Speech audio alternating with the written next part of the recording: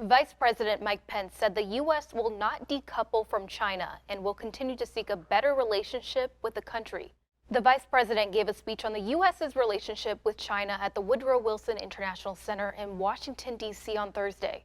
Trade talks between the two countries are ongoing. The Trump administration has been back and forth with Shanghai on a trade deal for more than a year, and the ensuing trade war has affected both countries' economies.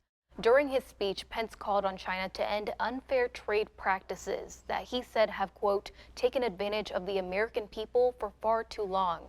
President Trump is hoping to get a Phase 1 trade deal signed with Chinese President Xi Jinping in a summit in Chile next month.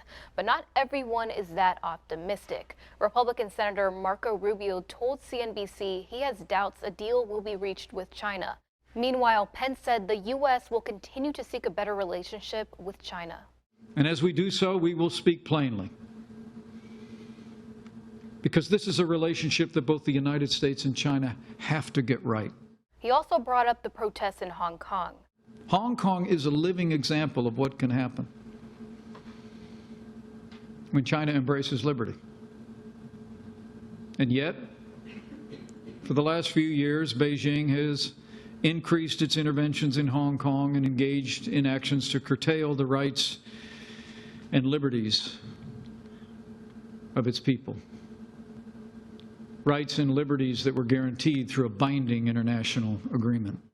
Pence said the U.S. stands with the protesters in Hong Kong, who have been demonstrating for months now. On Wednesday, Hong Kong's Legislative Council formally withdrew a controversial extradition bill that started the protests in the first place. But it's unclear if it will meet the protesters' other demands.